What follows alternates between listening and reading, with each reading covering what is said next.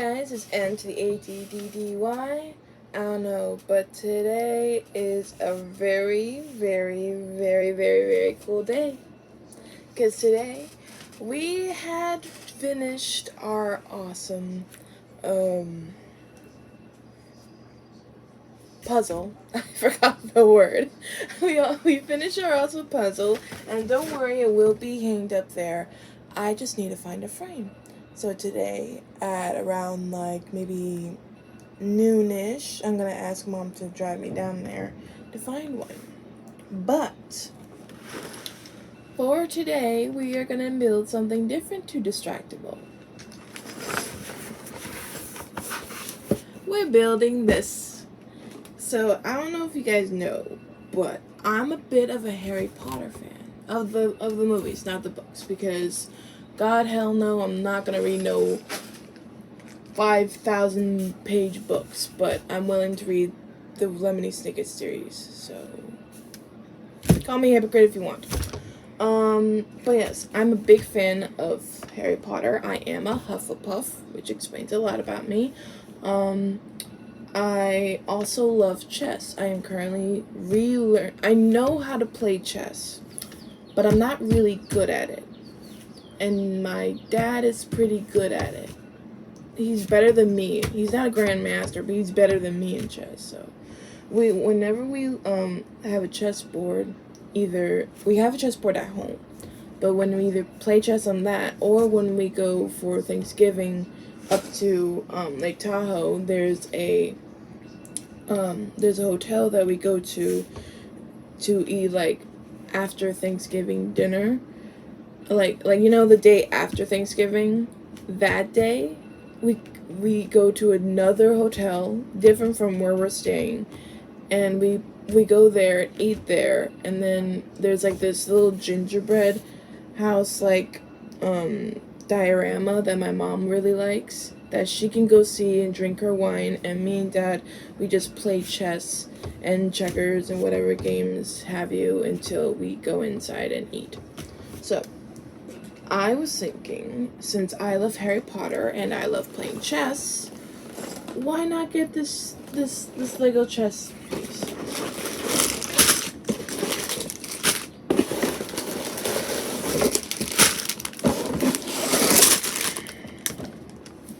Okay. And I have something else. Where did it go? Oh, it's in there. Okay, cool. So, I got the instructions right here. So, I'm going to use that. We're going to listen to some Distractible. And let's see what we get. Okay.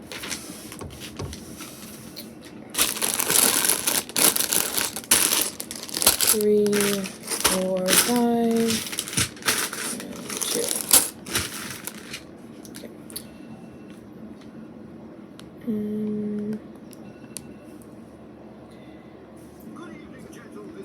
And welcome to Distractible, a Woodell production. We have an action-packed episode as Mark throws down the gauntlet of a game of morals or no morals. Bob loses a cousin and is forced to play the Hoff. Baywatch-tastic. Wade investigates compromising positions and promises to follow through.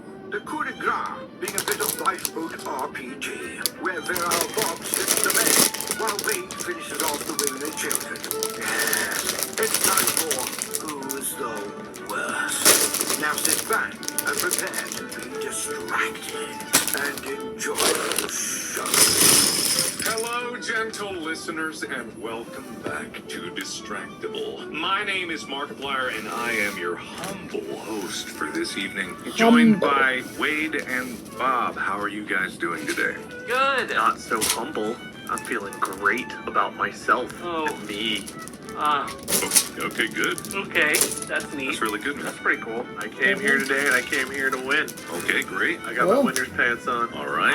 I am feeling humble. And you know what I'm excited about? What? Oh, I got a 3D printer arriving at my house tomorrow. Whoa. Yes, joining the 3D printer revolution. What are you going to print? I don't know how it works. I'm gonna try and print M.A.D.D.Y. You guys know about M.A.D.D.Y? Nope.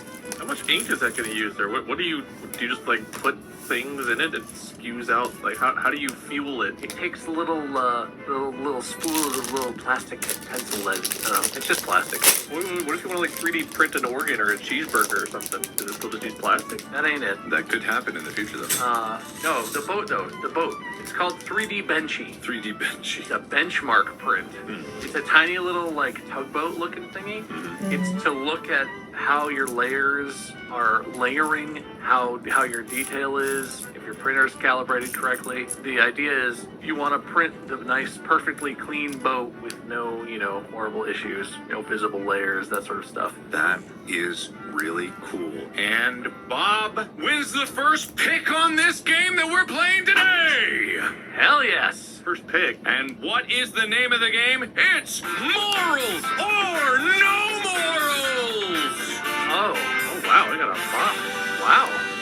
No morals. I would have picked a lot more intense, like Deal or No Deal style music, but I did not have time, and for some reason, Epidemic Sound no longer has a sting section that I could find in time before we started today. I don't even know what Deal or No Deal music sounds like. I think Very like dramatic. Yeah. Orchestral. Like the reveal. I've got this other one at that would have worked better. Turned around. It was right behind me. And honestly, yeah, that one might have worked better. Hang on. Let me try that again. Morals or no morals? Oh, no morals. Yeah. Yeah, moral. Why are we picking? I don't want to commit to a team. I'm not team morals necessarily. No. It's not team. So what I have here Oh, thank God. are 24 cases, right? Think of them as cases and not what they actually are. Okay. I have 24 cases. I need you to Okay. pick a number between 1 and 24. Okay. Can I ask if they're not really cases, what they actually are before we go into it? You may not. Okay. I'm pretty sure Mark has just scribbled some mad writings all over a piece of paper. No, it's a case. Puzzle. It's very will put in the sounds of me tapping a metal case. Oh. Or just put in the town of him. The town? Never mind. Wait, Whatever idea I had, I don't deserve it. Well, you said I get to pick first, I guess, huh? Yes. I am going to go with the winning strategy, which, as we all know, from the famous television show Deal or No Deal, is to pick from the extremities. Obviously. I Obviously. pick number 23. Number Ooh. 23, as It's I'm... going to be big money. All right. Big money. So, you're not going to know what it is, just like the game. Oh, okay. You don't get to know what's in that case, but you have case number 23. Okay. Remember that. 23. Now, there are 23. 23 unopened cases left on the board with, it's got the models of varying beauty. It's like it's like stairs, like tiers, and there's each case has its own hot model woman holding it. Or man. Gesturing. Or man in this show. I zoned out, but I tuned back in for hot. Honestly, I would appreciate that. A mix of all different types of models. Yep. All hot, Yeah. I guess, but in their own ways. I think men are hideous, disgusting creatures. I think that's very Jesus. narrow-minded. If you've never found a man you think is hot, Of course I am. I have to be the opposite of you. You haven't. Oh no, that's not. Listen, Oh. I'm imagining a really nice, like hot, tall Mark holding case number 23. Oh, hell Well, yeah. I'm holding case number 23.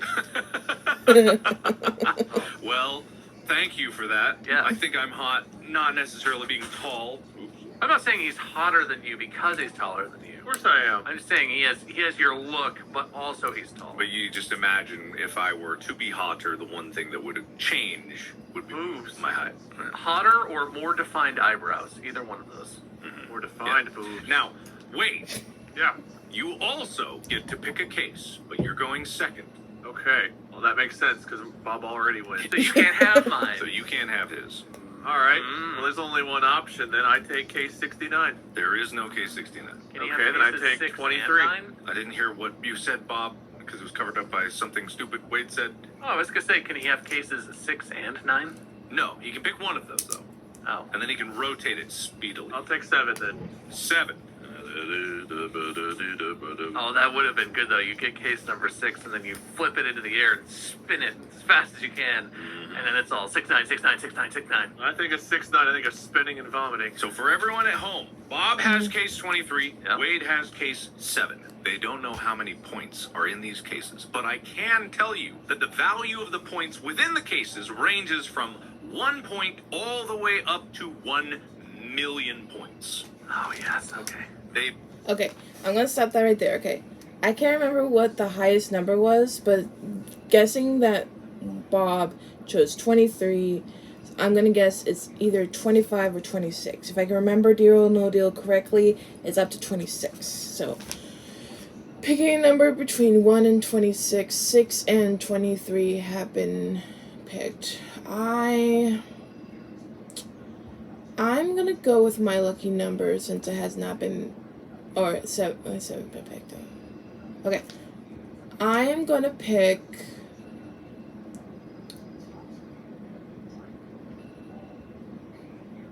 I'm gonna pick 24 because that's my birthday, February 24th, 2000.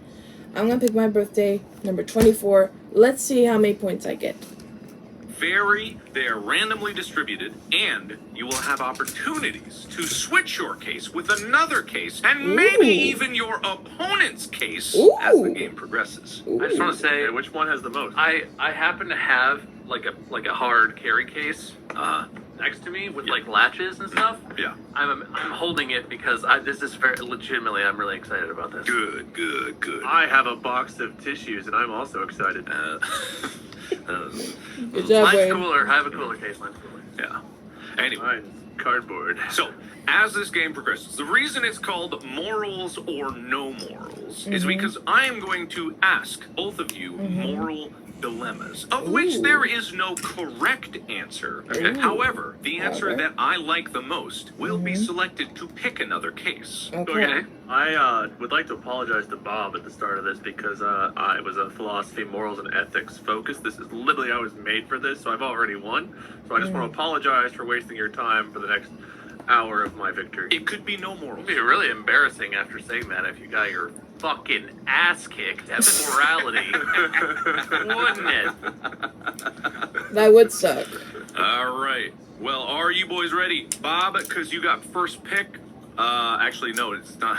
Oh, yeah. No, Bob, I will not. Here we go. Shit. Do it. I will let you decide if you would like to answer first or if you'd like Wade to answer first for this first moral dilemma. Oh, have at it, you moral savant. All right. Show us all how it's done, please. Well, clearly, my perspective, what were we talking about? Do we have a subject already? Moral dilemmas. Great, yeah, which one? Don't have a dilemma yet. I haven't given you it yet. Oh, good, okay, I feel better about myself then. All right, good. So, this one, imagine a scenario, right? I'm going to give you scenarios of which it is open-ended, but Open-ended. there's a moral slant to what you should do, a moral righteousness, but the answer will be completely open-ended to you. Your scenario is as follows. I wish I had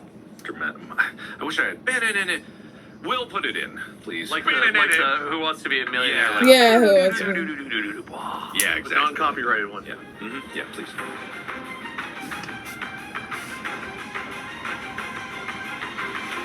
You're out at dinner with your wife at a new restaurant you have not frequented before. Okay. It is in a part of town you rarely visit. Okay. You are shocked when you see your friend's spouse having dinner with a very young, attractive person that you do not know.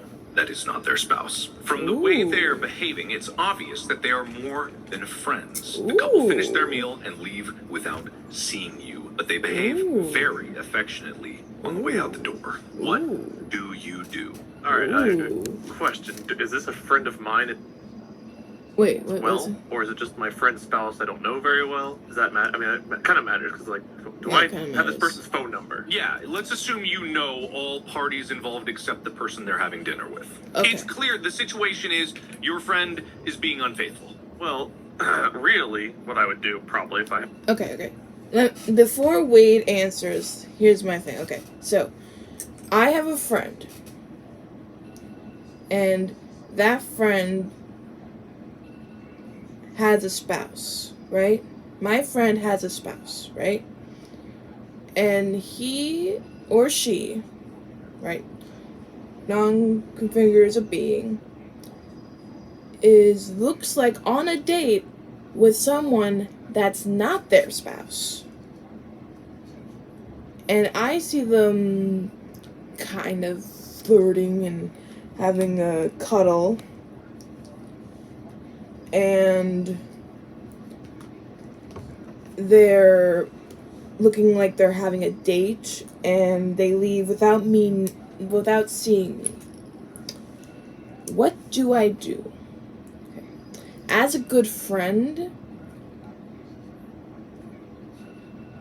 I would tell my friend that their spouse is cheating on them. As a good friend, because I am a good friend, and I would tell them that, hey, this person that we both know very well is cheating on you. I'm sorry to tell you this, but I saw them with another person, and it did not look like a friendly, let's get together meal. It looked like something intimate, and they left. I'm sorry to tell you this, but I feel like you should know. So that's what I would do. That's what I would do. But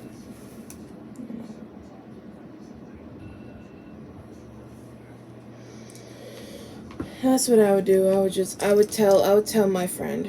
I really would tell my friend, because they deserve to know. They really deserve to know. But anyway, back to what we were listening to. If this person was also my friend, as I would message them and be like, hey, just saw you with somebody at this restaurant. Want to explain what's going on here? Didn't look like you guys were there for... Oh, it's my friend. Oh, fuck. Oh, so wait, it's my friend that's going on a supposed date or flirting date with someone that is not their spouse. Oh, I read that wrong. Okay, I read that wrong. Ooh. And that is a dilemma. Well, like I said, I'm not condoned to cheating. So if I'm also friends with the spouse of my friend, I would tell him or her, or convention to being that my friend is cheating after I have a talk with my friend, saying, hey, I saw you with this person that wasn't the person that you're married to. What the hell is going on with you?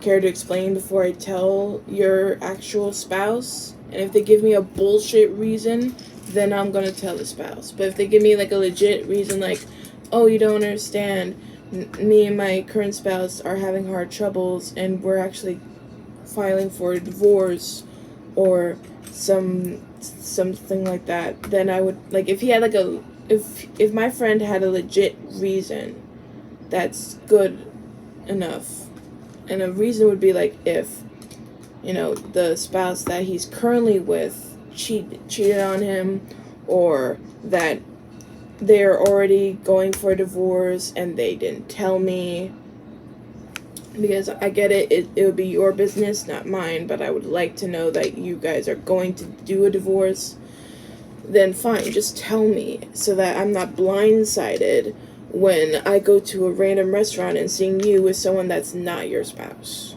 you know? But, you know, that's just me. And I said, okay, but you gotta give me, like, a reasonable, like, explanation of why you're doing this, and then they have to give me, like, a reason of the which I listed out. Either they got cheated on and found out and this is how they're dealing with it, or they're actively filing for a divorce and the other spouse is fine with it. But, you know, I can't like really blame them until they give me like a legit reason to why they're doing it, you know? And I'm sorry if you're hearing like an alarm going off in the background. Let me actually close my door. Okay. Because my sister wants to wake up early, but you know, she can't wake up early. Okay. But yeah, I didn't understand the question. I'm sorry. That was me not understanding the question. But yeah, that's what I would do. And based on what they tell me, I would either, if they tell me a bullshit answer, I'll tell the spouse. If they give me like a reasonable answer and like, okay, so you don't mind me calling your spouse to confirm your story? I said, sure. I was like, okay, I will. Like you guys were there for a business meeting, and I would put business in all caps and be very direct about my intent, and wait for their response. And if they didn't have a good reason, I would tell my friend about that. Okay, so you're going the direct route. You would tell your friend about this. Oh, Yes. God. All right. Well, I mean, I'm married, so, like, the other alternative, if I was not married, would be like, hey, you want to have dinner with me sometime, too? You know, wink, wink. But I'm married, too, so I can't go that route. Okay, fair answer, fair answer. Bob, what would you do? It's weirdly coy. Like you said, you were being direct when you were like, didn't look like business. Huh? What are you doing? I would also be direct, but I would create layers of opportunity. In this situation, I know you've said it's not supposed to be mysterious. It's supposed to look like they are being like inappropriately romantic, that it looks like infidelity. I would not let them leave the restaurant without like accidentally bumping into them or walking by their table. I would catch them on the way out or something where it's like, oh, hey, what's up? I thought that was you. I just came to say what's up. How's it going? What? And just like play stupid, come walk up, give them the opportunity to know like, okay, clearly he has seen this situation. They have an opportunity to come to me and explain if there is a totally reasonable explanation or, you know, admit what they've done or whatever. I would wait to see what they do, you know, hope, not very long, but like hopefully later that night or the next day they would reach out. We would have a phone call or something. If they don't do anything, if they're just awkwardly like, yeah, we're just friends and business, we work together and it's cool, we're just having, you know, dinner, it's fine. And sex. I would reach out to them first and be like, you guys seem like you were being kind of, I don't know, intimate or, you know, kind of more than just like acquaintances. Is everything all right? Are you cool? Give them another opportunity to come clean. If they don't come clean, if they try and play it off, eventually, assuming that this person is trying to conceal this from my other friend who they're married to, I would feel obligated to tell the other friend, like, hey, I saw this, and I talked to spouse, and I gave them an opportunity to come clean, and they didn't give me an explanation that made me feel comfortable. It seemed weird, and it seems unfair that you don't know about this and that something weird is happening. I would feel terrible because I don't really want to inject myself into this relationship, and I would really hope that the person who I saw at the restaurant would offer me some kind of explanation or would come to a resolution, even if it was like, yeah, okay, you caught me, please don't tell, I will tell him, and you know, I don't know what it would be. I would hope that they would handle it because they're an adult. But if they're not going to say anything, I would feel obligated eventually to tell my friend, like, this is weird, I don't know what to do with this information, but clearly you have not been told, and I want you to know. It's a long game, but I would give the person an opportunity to explain it because there may be an explanation. Maybe her brother and their family is weird about kissing or whatever. I don't know. I guess to put my friend down easy. No, Message them. And, wait, your turn is over. Oh, there's no rebuttals. There is no rebuttals. That's why I let you go first. Well, that's good to know. There's no communication. We say our bit and we're done. All right, Yep. good. Bob, that was an extremely thought out, very moral answer to this question. Slightly more moral than Wade's. Yes. Therefore, Wade wins the round! Oh! Congratulations, Wade! You are the least moral of the two! Shit. Single me sleeping with my friends. Wow. Wade, please pick a case. Remember, cases 23 and 7 are already picked. All right, 25. 24. 24. Hey, that's my case. Clarification. Yes. Are we accumulating cases or swapping cases? Swapping. I will show you how it works in just a moment. You pick 24? Oh, wait, so I lose my current case to pick another one? No. Well, if he's following the rules of the game, I think he is. I guess I understand what's about to happen. Do your thing. Host the show. Yeah, all right, so you pick 24, Wade. Yes. All right. Open case 24!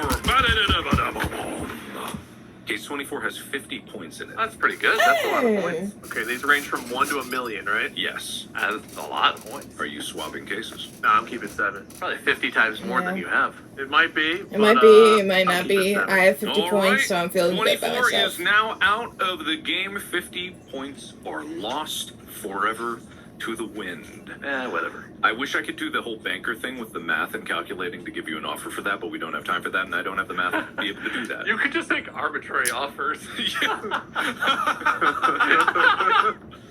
Just look at the cases and be like, 1,000 points. Yeah. Is that how it worked? They peeked in the case beforehand and they showed the banker, and the banker's like, oh, my dude. Yeah, the banker knows the values, right? So they're trying to basically bet as much as they think a person will take given what's on the board and what they could have in their case. Mm-hmm. Yeah, absolutely. So you could just try to entice us. Mm-hmm. Okay, but in the more simplistic version, in the first run of it, of which I only have these sounds, I can only do so much here. No, I like But it. congratulations, Wade. You still have case number 7. Thank you. I have more or less points than I 50. You have the same number of points that you had before. More or less than 50. It could be either of those. Wade. Or no, Bob, now you're going to go first. Okay. All right. Or should it be winners? No, we should I think alternate. rotating If you don't is a get good to rebut, then that gives the person who's Yeah. in second position kind of an advantage. Yeah, absolutely. All right. Bob, your scenario is as follows. In this scenario, you have a family and you have children. Okay. You're going away for a Netflix. weekend to Okay. an isolated beach cabin. Your teenage daughter gets bored on your getaways, so makes plans to take her cousin along and go swim at the beach. Okay. As soon as you arrive at the beach, a storm was already looming on the horizon and the water looked rough. You tell Okay. the girls they can get ready to swim, but come back and help unload the car. But they're so excited, they don't pay attention, and they run down at the beach and start swimming. You don't realize what they've done until you hear your daughter scream. You realize they're both caught in a strong current and might be swept out to sea. You are a good swimmer and know you could save one of them. What do you do? Am I allowed to invent resources?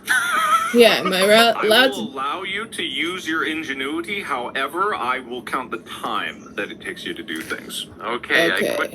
Okay. Alright. If I have a daughter and we're on vacation with the whole family, and both my daughter and my niece are out there swimming, and I can only save. Oh, fuck. Fuck. I'm okay. I'm okay.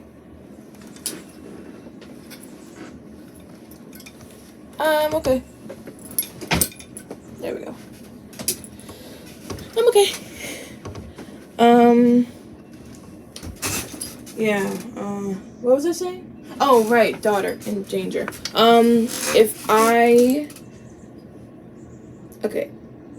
I was a good swimmer, which me personally, I'm not. But if I was a good swimmer and I can only save one, this is what I would do. I would, because it's on the time jump too.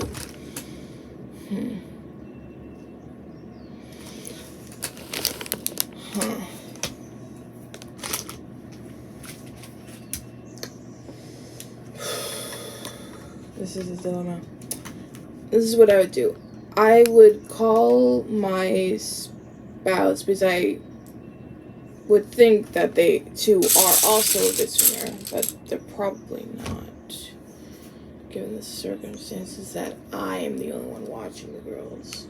But my husband also would have to, watch them too, and maybe their parents watch too, because I do have siblings, so if it was Nora's kid or Karma's kid, I'm sorry, there's pieces missing from this set, so I'm just looking for either an extra bag or something like that. Guess not. But yeah, if it was Nora's kid or Carmen's kid,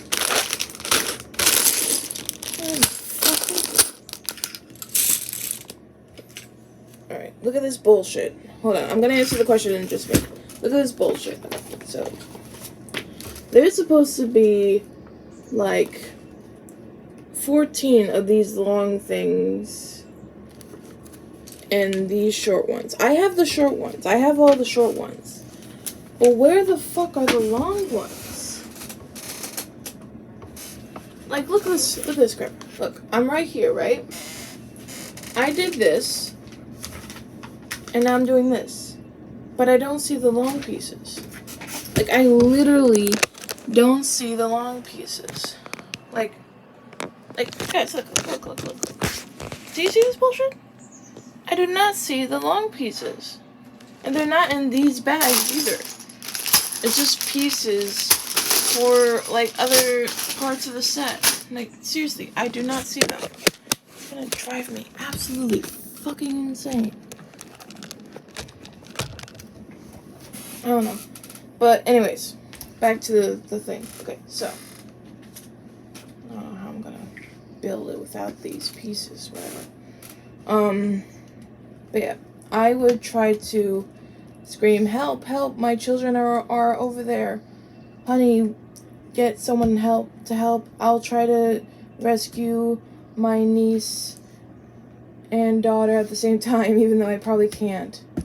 Okay, here's what I do. I rescue my daughter, ask my daughter to hold my niece's hand very tightly so that both of them can survive, if that is an option.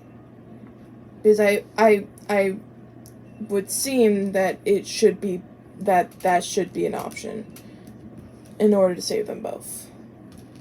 You know? If that's not an option, then that's bullshit. And then, like, it's like all for naught, you know? But yeah, that's my answer. And my husband would run, call for help, and stuff would happen. Okay. Now it's bullshit because now I don't have this. Because that's probably the main thing that holds this whole thing fucking together. Like, where could it be? Like, I'm looking on the floor, guys. You might be yelling, look on the floor. Like, I am looking legit on the floor. If my floor wasn't so goddamn disgusting, I would show you my floor. And I can't see them. I legit cannot see them. And it's like not in the box either. It's like, it really is not in the box. Like, this is gonna fucking...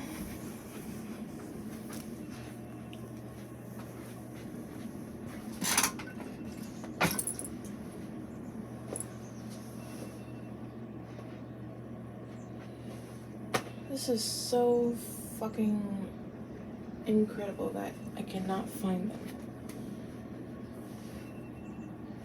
God fucking damn it. God damn it.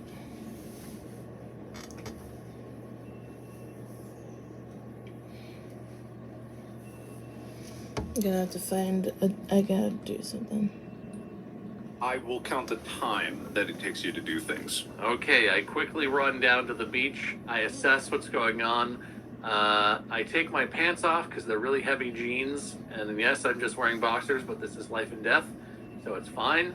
I look around. I see off to my left, approximately 40 feet away, is a lifeguard tower. And down near the water's edge, in front of the lifeguard tower, is a lifeguard jet ski with a floating skiff attached to the back of it, used to rescue surfers from the undertow when the lifeguards are, watching over surfers when the waves are good and when it's that season. But it's just parked right now. I look and I run towards it and I'm examining and I see the key is left in it. The lifeguards leave the key in it in case they need to run down and get in it in a hurry. So I get there, I realize the key is in it, I put the safety clip on, I slide it around, I nose it into the water, and as soon as it starts to float, I turn it on, and I gun it out there. I go to my daughter first, because I'm a selfish person, and I get her. She climbs up on the skiff on the back, climbs up behind me on the seat, and we can't find the cousin. We're looking, she's not surfacing. I tell the daughter to take control and keep the thing afloat. If it gets too sketchy, take it to shore. I jump into the water. I'm diving down. The rocks are sharp. I cut one of my hands digging around in the murky water. Finally, down along the bottom, getting swoosh-whooshed around, find my niece. She seems to be having trouble. She's not dead, but she has breathed in some water. I get her up to the surface. I drag her onto the skiff. I start clearing her airway and am fully trained in CPR and resuscitation, so I do the appropriate measures. She coughs up approximately half a pint of ocean water and then throws up a little bit, and it's kind of gross, but she seems okay. I climb back on. My daughter's already in the driver's seat, so I climb on behind her, and I'm like, take us to shore. And she doesn't really know how to drive a jet ski, so it takes a minute, and it's really awkward. And everyone on shore who's kind of like wondering what's going on is freaking out. But eventually she gets us turned around and slides it up on shore, and pull the cousin up on the sand, and everyone is fine. Big hero. All right. Interesting. All right, I guess he just did it all. Yeah, Wade, what would you do in this scenario? I finished unloading the fucking car, dude. Those little shits didn't help. I grabbed the umbrella, shove it in the sand, get my blanket out, grab myself a beer, sit down, and I wait. Survival of the fucking fittest, daughter and niece. Next time you'll help unload the fucking car, won't you? What? I don't think so. That's so dark. They'd have to be alive. Well, apparently I'm a good swimmer. Maybe I still got some good swimmers. I'll make a new daughter. right. Okay, Glad wait. you remembered the detail about how you asked them to help unload the car. Most important one. Sorry, Bob. It was a very good story, but Wade wins around. Morality is sinking. And also, I forgot the detail where I'm not supposed to tell you the points in the case before you have to trade blind. Well, we know 50's gone, so you know what? All right. So you're gonna pick a case. I'm feeling 9. You're feeling 9. Okay. All right. Now, 9. Here we go. So I'm not gonna tell you what's in the case. Do you want to trade your case for this one? Do I get any kind of inclination as to the choice I'm about to make, or is it just purely do I want it? No, that's not how this game works. Yeah. You have to choose one way or the other, and you find out if it was a good choice after the fact. That's the thing. Yeah. You know what? No, I'm going to stick with 7. I'm going to stick with 7. Ooh. All right. Bold. He's sticking with 7. Would you like to know what was in this case? I would like to know. What do you mean, would you like to know? If Bob wants to know, then I probably shouldn't want to know. I'm opening it up. Click, click, snap, squeak. 1 million points. You skillhole! As an immoral person so far today, I would like to switch after the fact. Nope, sorry. And just cover up the evidence later. No, it was truly a stupendous pick. It was incredible. I thought you had it. Unfortunately, 1 million points is now out of the game. Congratulations, Wade. Will, can you edit this in? Yeah, I'd like to keep the case 9. If you're gonna edit it in, you could at least say it, right?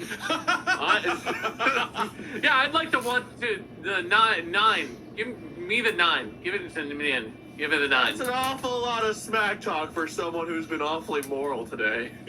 I don't need to pick another case because number 23 is $500,000 and I'm already winning. Yeah. Well, maybe I have the million. No, I don't. I don't have the million. Never mind. Go on. Yeah, no, that's the thing. You don't. You don't. I did for a second. You don't. All right. That was a great round. Good job, Wade. Thank you. Thank you. Yep. Now, Wade, you're up next. All right. You are in charge of petty cash at the office. See, now I have to do coworker this, is but I can't. responsible for making a weekly trip to the bank to make a business deposit and obtain petty cash for the following week. In a conversation with your mutual supervisor, you are in charge of petty cash at the office. However, a coworker is responsible for making a weekly trip to the bank to make a business deposit and obtain petty cash for the following week. In a conversation with your mutual supervisor, you are asked if the increase in the petty cash amount was enough. You, however, have not seen any additional money. You realize your coworker has been pocketing the additional money. What do you do? Do we have like the same rank in the job, or both like the same? They're not like my boss or underling. Equal ranks. Equal ranks. Equal ranks. Do I want to go moral this time? Or... Okay. If we're equal ranks and we both like had the like opportunity to like do something either great or dismally terrible. Oh, it goes underneath. Oh shit. Fuck. I would tell my boss if my coworker, because if it was like my friend and we're working together, I would not do this. Well, I probably. The thing is, okay. If it was my friend, this one's gonna be weird because I can't seem to pry it off. But okay, so we're not saying it is my friend, okay? We're not saying that. We're really not saying that. What we're saying is if my coworker was pocketing money for a business thing and my boss saying, "Hey, what's happening to the money?" And I know my coworker is pocketing money, I would tell my boss this coworker is pocketing the money. I would tell my boss. I would legit tell my boss what's happening because they deserve to know. That's right. Put it like that and then put this in there. Like that. Right? And put it in the ends. Like that. Oh. Okay. But that's what I would do. Hard choice. You know, I'm going to stick by my guns. We're going to keep being a bad boy.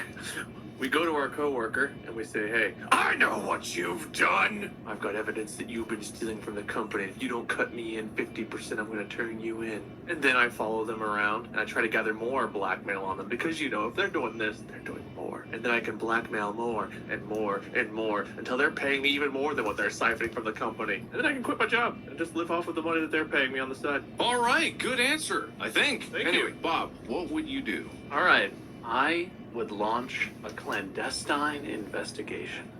I would do some forensic accounting. I would root around in my colleague's desk area, not necessarily breaking any laws, but just investigating, see if there's any evidence. I would ultimately find enough circumstantial evidence to confirm to myself that I know for a fact this person has requested the increase from our boss and then has been pocketing the difference, and I am none the wiser, putting me in a very compromised position. I would compile my evidence into a thorough report. I would submit this to my boss with a memo specifically stating that I have no involvement. I'm very sorry for what's gone wrong, and that no matter how heroic or noble this action may seem, I request no rewards or promotions as a result of my thorough and thoughtful investigation of this. I would follow through on the investigation as it was carried on by either law enforcement or some internal body to the company, where there would be a deposition, and I would sit in and take copious notes, and I would learn the truth, and then after it was all done, the employee who was stealing would be fired. I would feel terrible,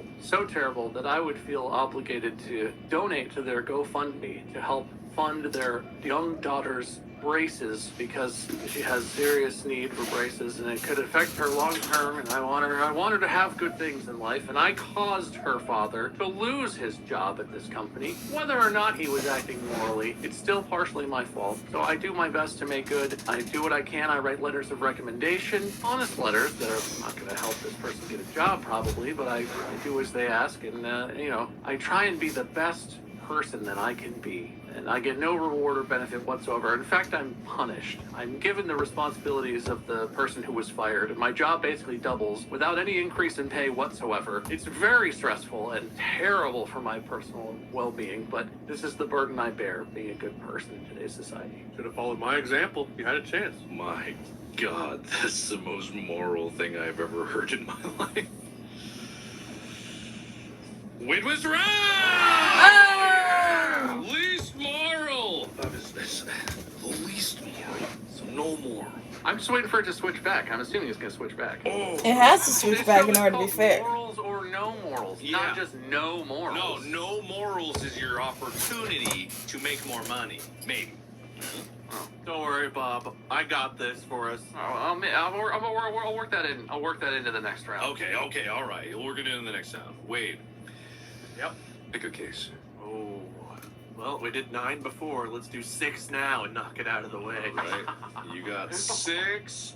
All right. Ooh. Wow, 6. That's a case, all right. Look at this. Well, it's not paper. It's a case. We'll put in metal case sound effects. Wow. I can tell you, this case seems hefty. Would you like to switch? Not a chance. Okay. All right. Get rid of that 1 pointer. Click. Squeak. That case had 1,000 points in it. Goodbye, Ooh. petty case. That's about. I think that's the middle number. Isn't that the middle number? I have no idea. Isn't the middle like 25,000 or something? We go from 1 to 1,000,000 and 1,000's a middle? I guess it could be. I have no idea. Isn't it like 25 or 50,000 or something kind of in the middle? No, actually, 1,000 is dead center. Oh, well. So pretty good. Pretty good. Mediocre choice, idiot. It's all right. It's okay. I think the crowd would, no, the other one. Cheer at that. I don't know why you laughed at me, crowd.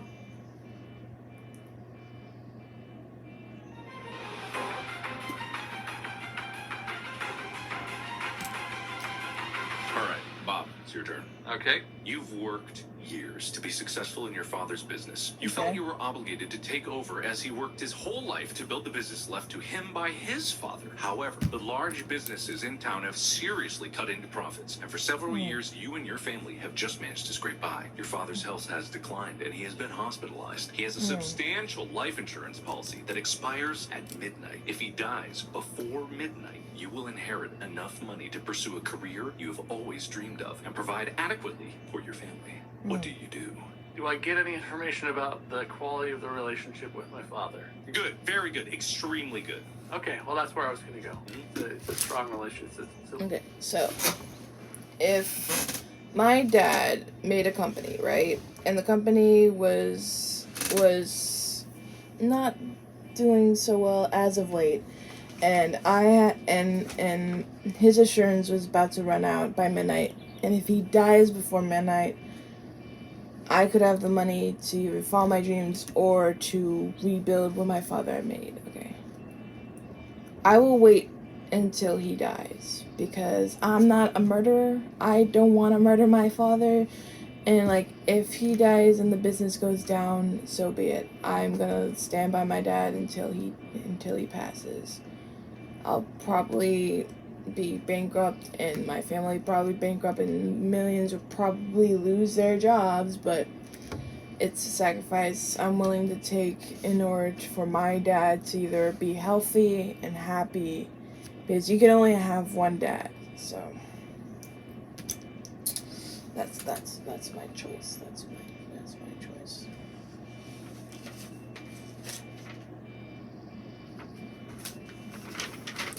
choice.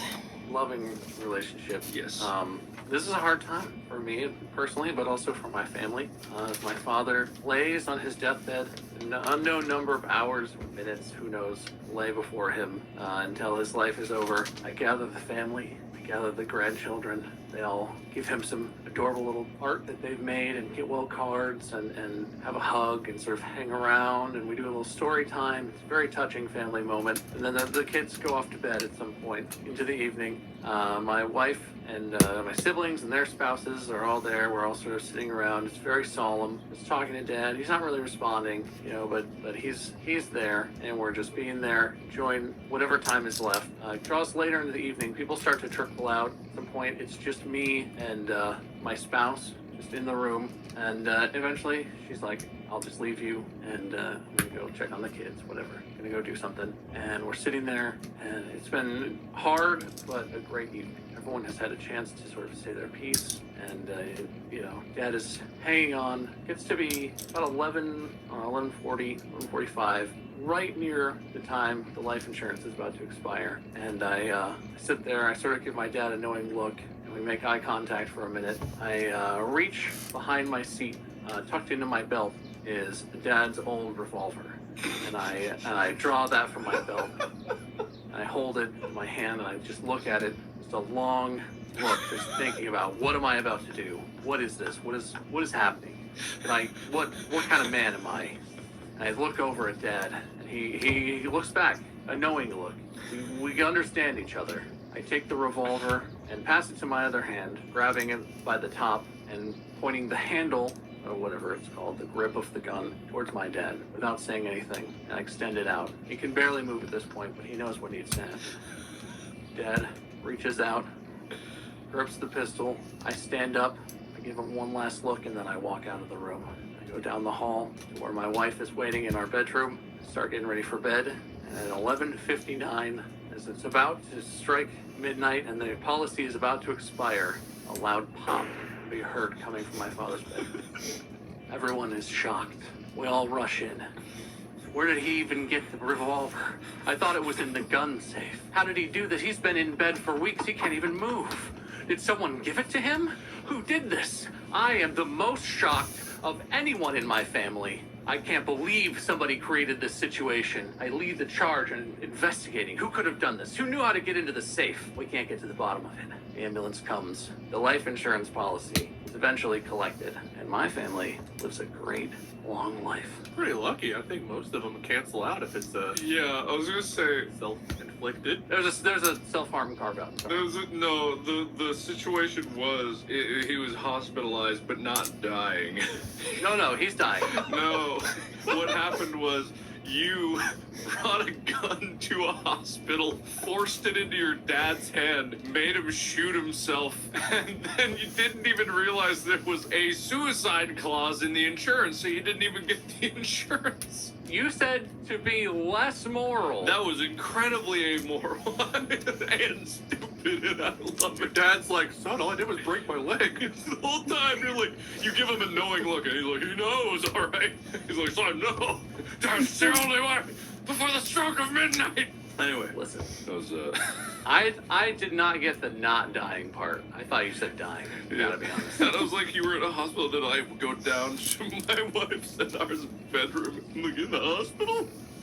So, Did you say hospitalized? Man, I didn't fucking listen for shit. God damn it. I try to be moral, doesn't work. I try and be evil, doesn't work. Doesn't work. Hey, you know what? You were very evil and amoral, Bob. Don't worry, yeah, you were absolutely. Wait.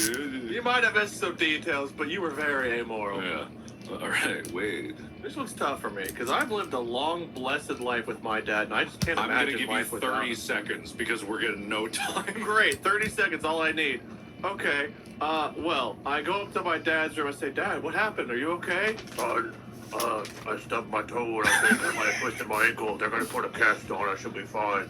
Oh, okay, Dad. Well, you know that life insurance policy we have expires tonight, but, I guess since you're gonna be okay, we can get a new one out, and then I would leave. All right, Bob. Hey. Well, at least I won something. There you go. I just wanted to have a dad somewhere, okay? All right, Bob, which case would you like? 11. 11. Excellent case pick. How does it smell? Ooh, like a summer breeze. Ooh, fresh. Not too bad. It's got a firm rigidity to it. It's almost turgid. Like a bedroom in a hospital. Mm-hmm. Hey, they have those.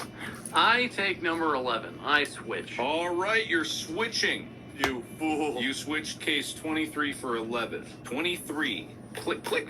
Had 500 points in it.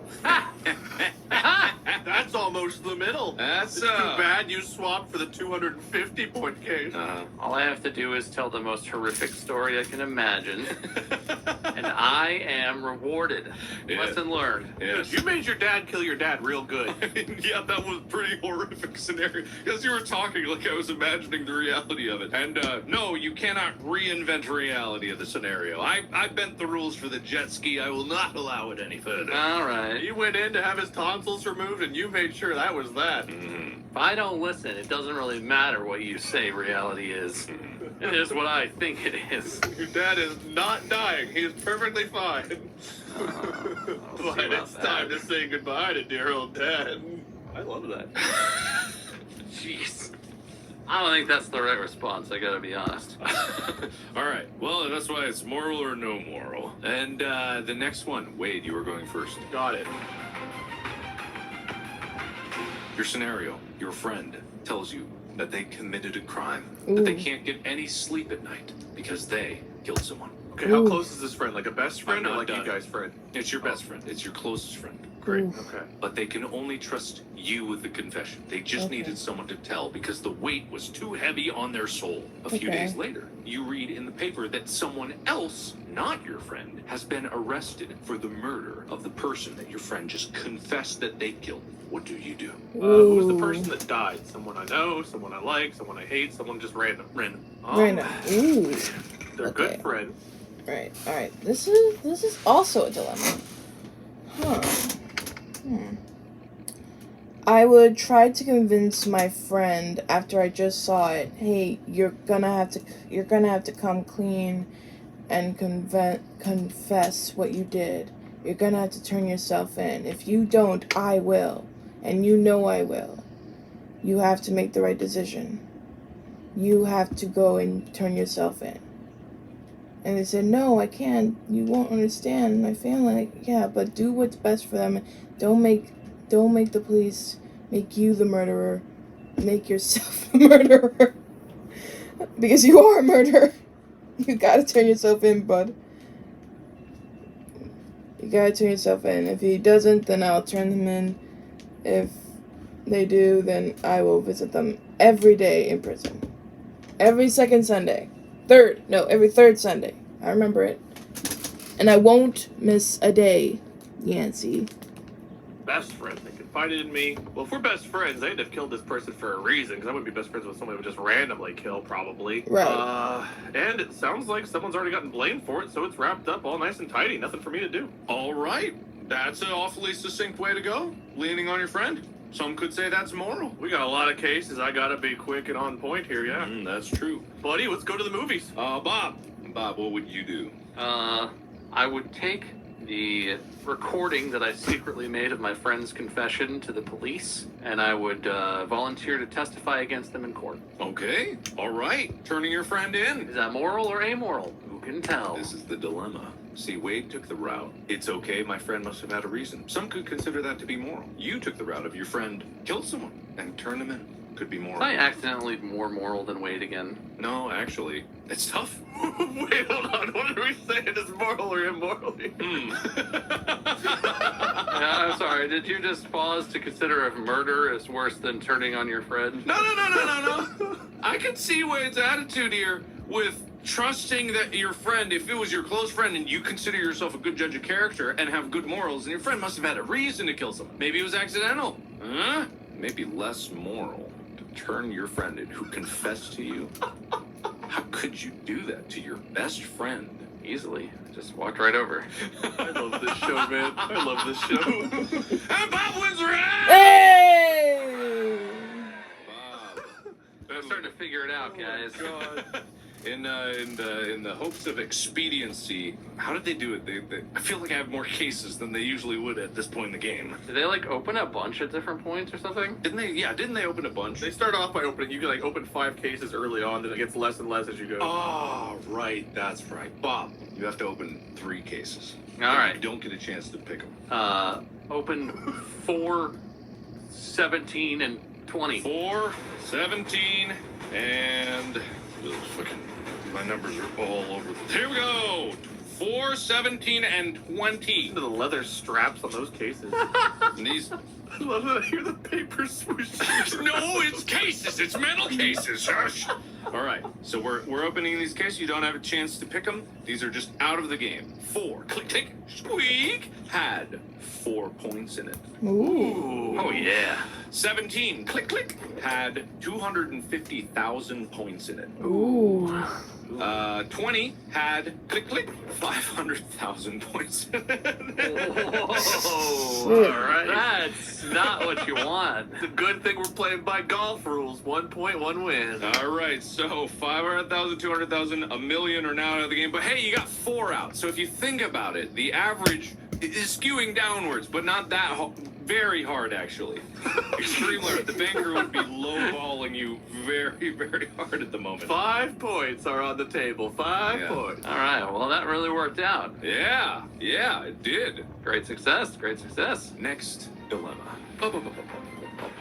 All right, Bob, you're up first. Okay. You're on a cruise ship. Ship encounters a storm. Storm rages on and on until eventually you and the other passengers are told you must head to the lifeboats and abandon ship. As you Okay. line up, you realize some lines have fewer people. Some have families. Some seem to be younger. Some are single people. You know that you are strong and capable. Do you? Oh, wait, this isn't an open-ended question. Hold on a second. Do you get on a lifeboat? Or do you stay and go down with the ship? No, it can't be an A or B. It's got to be open-ended. Unless you guys want an A or B. Do you? Do you? Yeah. Okay, how about this? Yeah. You see that the line, at the front of the line, are young families, infirm people, not strong like you. You don't think you're going to make it on the lifeboat because this particular boat does not have enough lifeboats to fit all the people on the ship. But the ship's going down. In about 5 minutes, it's going to be completely underwater. What do you do? Okay. Easy. Easy one. Okay, if there aren't enough people if we're going on Titanic rules, right? If we're literally reliving the Titanic in modern day society, I feel like there should have been enough passenger boat lifeboats for the actual ship. But let's say it's the Titanic again in modern day society. I would die for everybody. Like, if my family was on the boat, that would be a different story. But if my family wasn't on the boat, then I would call them, because I would have my phone. I would tell the people I love what's going on, and then I say, I'm not gonna make it. There's not enough lifeboats. I'm sorry, but I'm probably gonna go down with this ship. I love you. Tell everyone that I love, that I didn't get in time. I love you, that I love them. And I hope you have a nice life. Please keep living. Because that's what I would want. And that's what I would do. I would call everyone I know, tell them I love them, and just go down the ship. Because I'm not gonna push anyone off the boat for my own safety. Even if there's like kids younger than me, especially if there's like babies and stuff like that. No, I would go down the ship. Because I'm just that nice of a person. And I think my mom would be heartbroken that I would do that, but also proud that I would do that. So, yeah. Let's see what Bob has to say. I find the nearest crew member and I knock them unconscious. I steal their crew top shirt thing and their life jacket and their hat, so I kind of look like an official crew member. I hide them somewhere inconspicuous. It's frantic, no one will notice anyway. And then I run to the front of the line and I start helping. I run and I'm helping people. I'm strong, virile, helping people get into the lifeboats. At some point, I look into the lifeboat and I yell, "What? No, I'll come look at it!" And then I hop into the lifeboat and then I'm in the lifeboat. And I'm looking around like I'm doing stuff. I'm helping people find their seats. I'm looking and I'm like, "Oh, you're here. Let me fix your life jacket." And I just adjust some straps. Eventually, the lifeboat, lowers down into the water, sets sail, and I'm totally fine. Everything's good. Wow, come look at this. All right. Wade, you're up next. All right. What would you do? So I go and I light a fire because this boat's going down anyway. What's the fire gonna do? It's a distraction. Okay. While the fire is burning, I go and I help a family. There's not a very long line. This family gets into the lifeboat, and I start to lower the lifeboat with I imagine it's like some kind of crane system to lower it down. But I pull one of the levers so only one half of the boat goes, the other half stays up, tipping the passengers out. Pull the levers back up, hop in myself, drop it real quick so it lands and crushes the family so they can't say anything about what happened. And then I drive away while the fire's burning. People are moving more afraid if they don't notice what I did. Well, really the coup de grace was dropping it on the people you just dumped overboard. I really tipped the boat, yeah, You don't have any witnesses, no Jack and Rose moments, gotta really crush them. Hey, maybe you did him a favor. They might have had Maybe a I slow... did. Maybe it was a pretty moral act by my part. Definitely was not. All right, Wade, I don't know, it could have been. Wade wins the round! Thank God, baby. All right, so you're going to pick 3 cases, and they're going to be eliminated from the game. Is to give you a reminder, you have cases... why did I make them on sticky notes? You mean briefcases? 1, 2, 3... Yeah!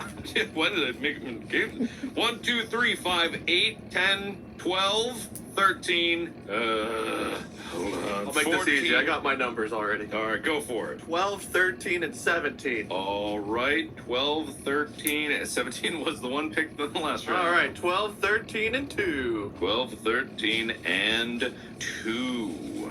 Great picks, great picks. All right, click, click. Case number 2 had 2 points in it. Oh, yeah, or oh, no. I don't know which is good. Very, very good. Case 12, click, click, had 100 points in it. Ooh. Okay. Hot. Case 13, click, click, 25,000 points. Out the window. Okay, I was, if I got to choose one, I was going to maybe swap to 13. It seemed like a good number for me this episode, but I'll stick with my 100,000 points I got. You're doing good. I've got way too many cases. And Good thing we're getting rid of a bunch. Yeah, but you gotta pick some eventually. You can't just all be getting rid of it. All right, but anyway, okay. Moving on.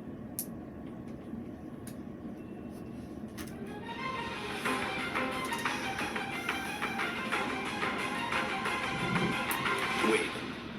It's late. You're driving home. It's a bad rainstorm out there. You're trying to see in front of you, but the rain is obscuring your vision. Suddenly, a drunk man stumbles out in front of your car. You try to stop, but you hit him. Nobody is there to witness. Oh, no. It's in the middle of nowhere. You get out of your car. You check to see how badly he's hurt and realize he is dead. Oh, no. You have never even had a speeding ticket, and you are an upright professional with a family and are well known and respected in your community. What do you do? This guy's walking across the aisle. If he's dead, then I have to tell someone that I hit someone. I can't just do a hit and run, because if I do a hit and run, I'm gonna get out by the law, and go to jail. I'd rather go to jail for saying I tried to stop hitting him. I tried to stop in the storm and not hit him, than to say, oh, I didn't hit him. I would turn myself into the police. I would call it in. That's the type of person I am.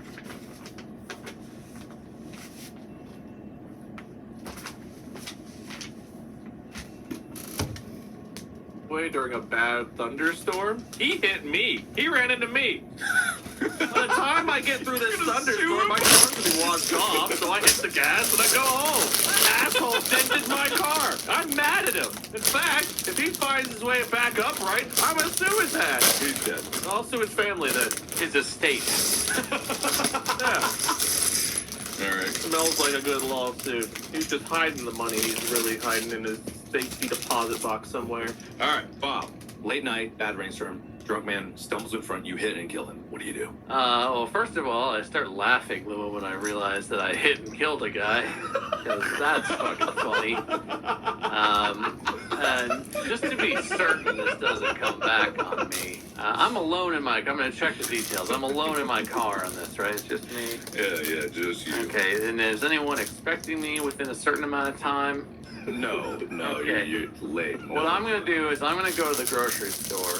I'm going to get a bunch of steaks, beef steaks. And then from the grocery store parking lot, I'm going to steal the easiest looking car. I'm not an expert, but I've hot-wired some old cars. And I find a nice old, 90s car, and I hot-wire it up, and I go back to where I left the dead guy. I laugh as I pull up next to him because it's hilarious. Then I tuck all the steaks and whatnot. Some of them I tuck into his clothes, and then some of them I leave like a trail in the woods, just trying to bait some wolves in, just trying to see. And then I take the car, and I whip it around, and I sort of half run over him, and I park it so that it's kind of on top of him. And then I take like a handkerchief or something, use my sleeve of my coat, wipe down the car, anything I touched. I was really meticulous, and leave the car door open, the car running, no prints from me on the body or the car or anything. Hoof it back to the grocery store, get in my car, drive home, have a delicious steak dinner. So you parked your car on him and then went to the grocery store again? No, from the grocery store, I left my car there and I stole a car at the grocery store, right? So I stole a car from the grocery store, so I parked another person's car on top of the dead body. Oh! Then I walk back to my car, which is at the grocery store, and I drive home in my car. So the body has, a car on it in the middle of the road that appears to have been abandoned by someone who was, panicked after accidentally running this guy over. Right, of course.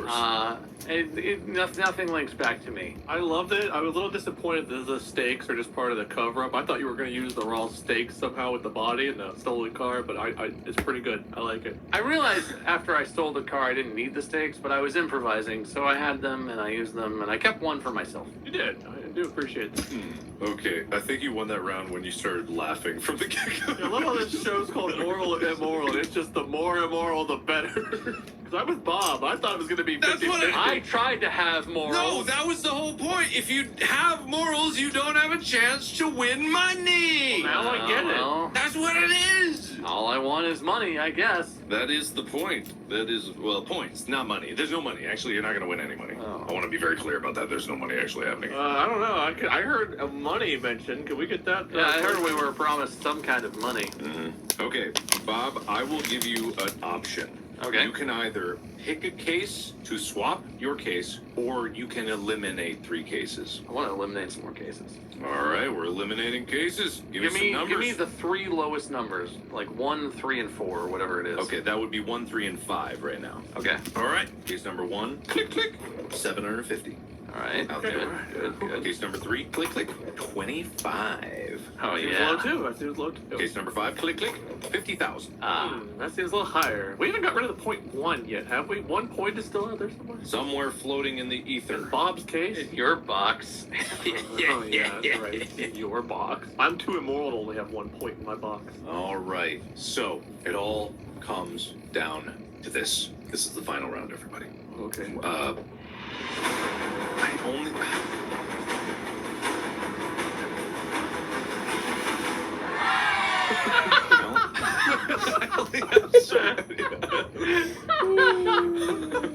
Thank you. How terribly appropriate. All right. So, who's going first again? I'll Bob? be first, yeah. Okay. All right, Bob. You have a teenager, and they've had a rough few years. First, they were arrested for shoplifting. It was an item of little value, only a misdemeanor. But then, your teen was with some friends who were smoking pot and driving way too fast. Your teen has promised they're turning over a new leaf and seem to be on the right track, doing better in school, coming home by curfew, and generally having a much better attitude. But you then get a call from the local police station saying that your son was with a group of kids who broke into a liquor store and stole beer. What do you do? Well, the first thing I do is go. Okay. I would confront my son and say, did you do this? Because I know you've been doing very good of not being in trouble, but I need to know if this is really you. And if he says, yes, Dad, I'm sorry, it was me. I know I've been doing well, but I had a slip or whatever his bullshit reason is. If he admits it, then I'm not mad at him. If it was him and I have to learn it from a different source and he doesn't tell me, he's grounded like forever and will be and will go to jail.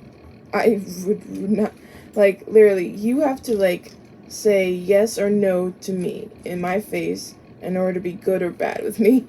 Like, you have to be honest with me. Like, I have to teach my kid honesty. Like, you know, like, if you're not honest with me, then you might as well go to jail. That's literally what I will say. I know that will make me sound harsh, but I'm not gonna take no teenager's shit for nothing. Pull up the GPS app I installed on my son's phone secretly and have a look at what he's been doing and confirm that he was, in fact, at the liquor store on the night that the police seemed to think.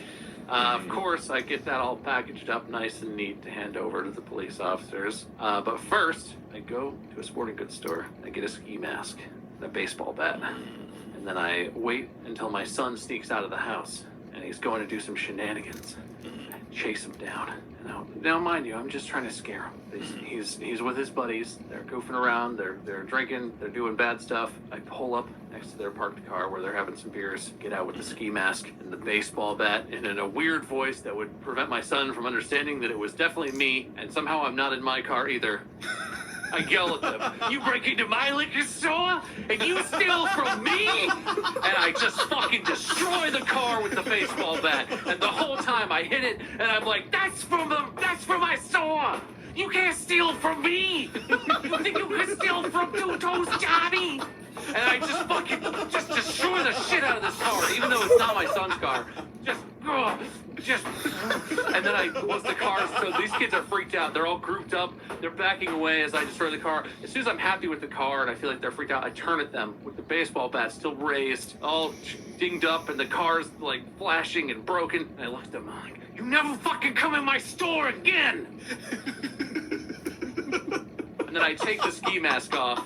And I go, "Brandon, get in the car. We're going to the police station." And I take him to the police station, and I give him the GPS information, and he goes to jail probably. Did you take your mask off in front of the people who just told like I literally am holding the bat at them, and before I say anything, I'm holding the bat, and I'm like, and then I just stop, deadpan, take the mask off, and I'm like, "Brandon, get in the goddamn car." Whose car did you just beat the shit out of? Was it your son's? One of his stupid friends. I don't care if they know I did it. I don't give a shit. Two Toes Johnny! You think you can steal from me? Can I get fan art or like a Photoshop of Bob as Two Toes John? Like with a face tattoo or something? Oh, God. All right. Well done. Wade, Thank you. what would you do in this? They stole some beer. I drink the beer. Pretty simple, dude.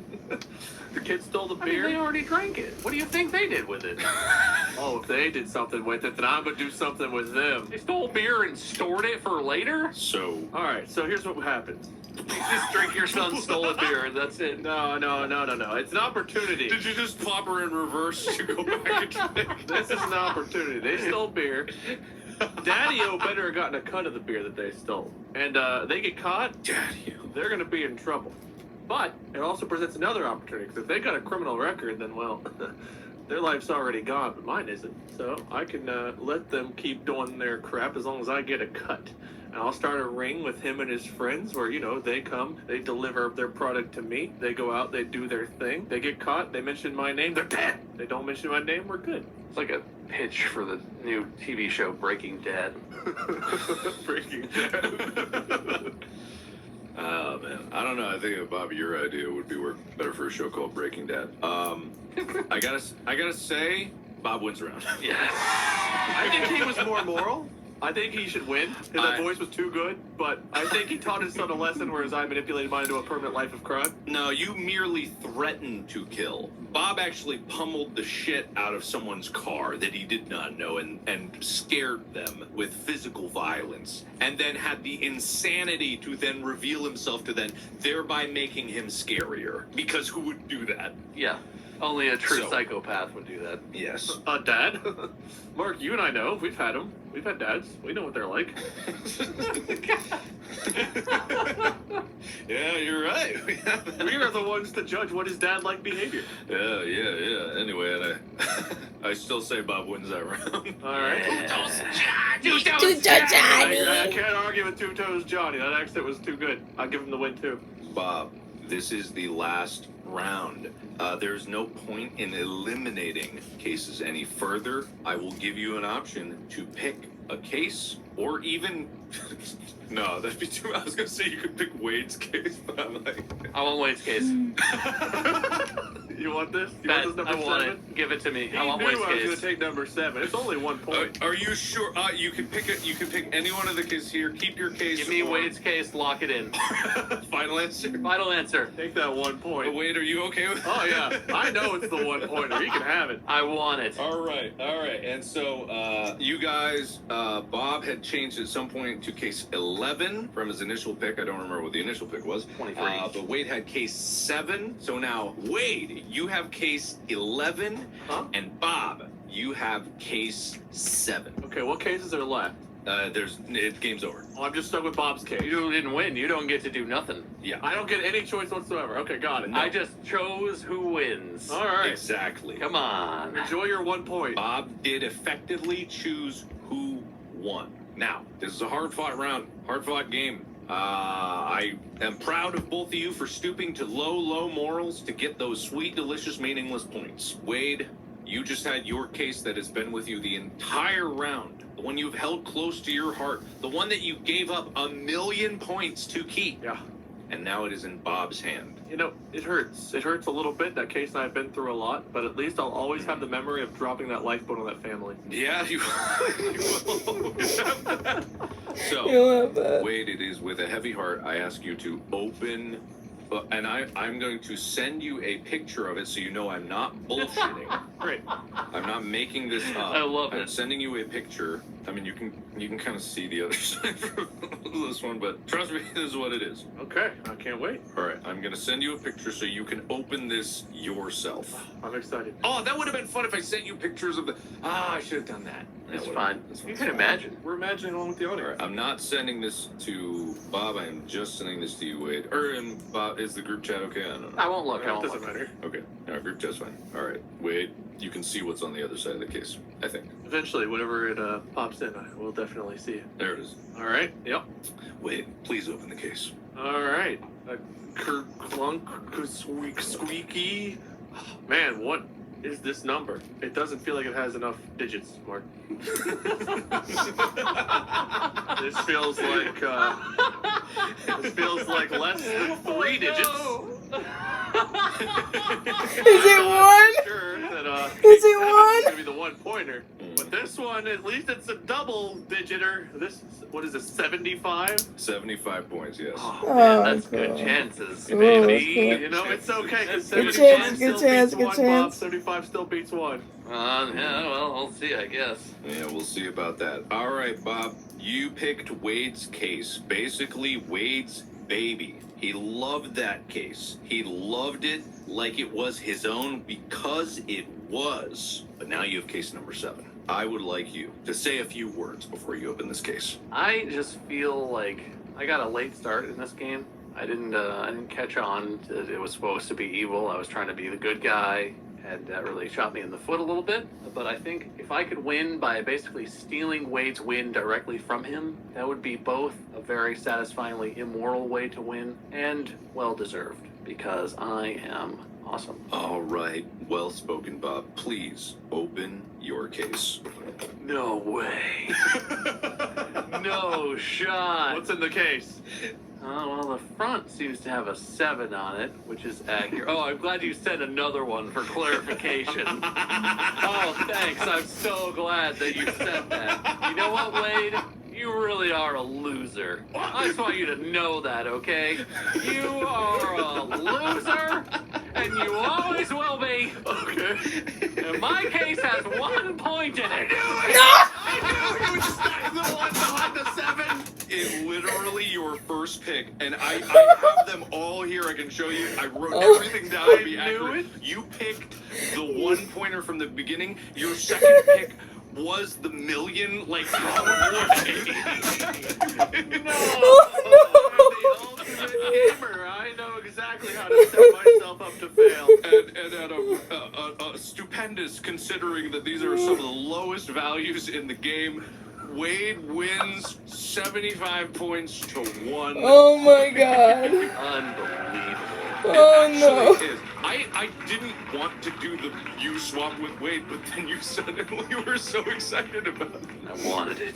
You really did, man. You really You did. really did. You should have known better. The 7 was going to be cursed. Is that Uh, intentional? Did you know I'd go for 7? no, I just put 7 because I'm like, people, when they go 1 to 10, I think 7 is the most common, but it was 24, so I was like, I'll still do. And there we go, Chuck.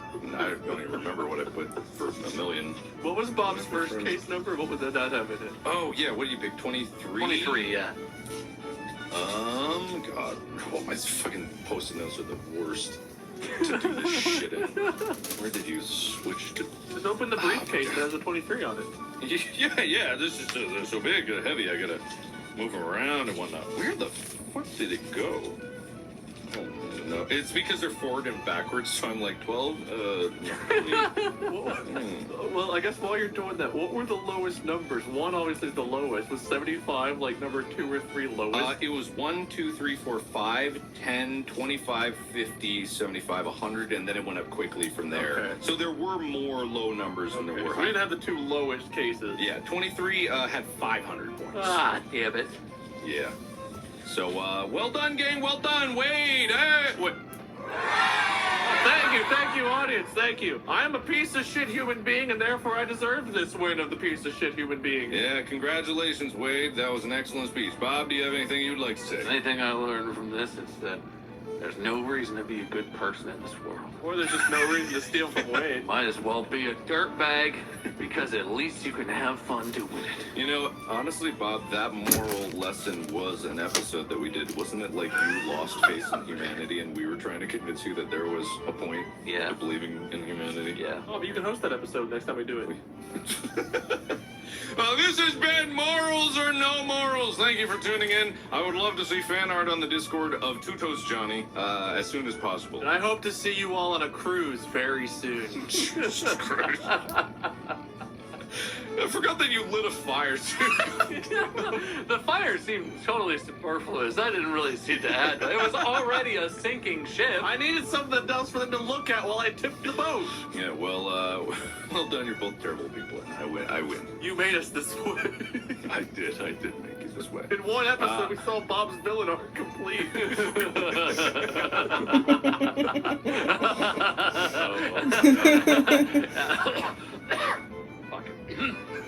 Remember Remember to favorite, subscribe, download these episodes to listen later. The hardest listener will win some kind of a prize. The subreddit, if you will go there, you will see other hard listeners listening intensely. And you will be among them very soon. Thank you. Follow Bob Meister, follow Wade, LordMinion777, follow me, Markiplier, and stay tuned for more episodes coming at you very soon. Podcast out! That was a very, very, very, very chaotic episode of Distractible. Oh my god. And all of my morals were good. I was literally the good guy throughout and throughout. I didn't care about the points, you know? Oh my god. I can't believe he did that to them. Oh my lord. Alright, so far, I think I have what I think this is to be the queen. And this to be the king, I think. And I think these two supposed to be the bishops. And the ones I'm doing now is supposed to be the knights. But I honestly don't know what happened to the long gray stuff. Like hold on, like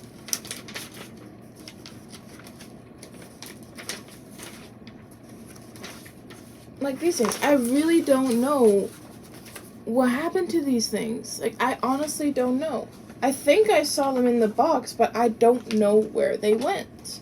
If I find them, I will do it, because right now it just looks like this, and it does not look good. So I'm gonna find them on my own time. But anyway, this has been M.A.D.D.Y. I don't know, but I'll see you guys next time. Peace.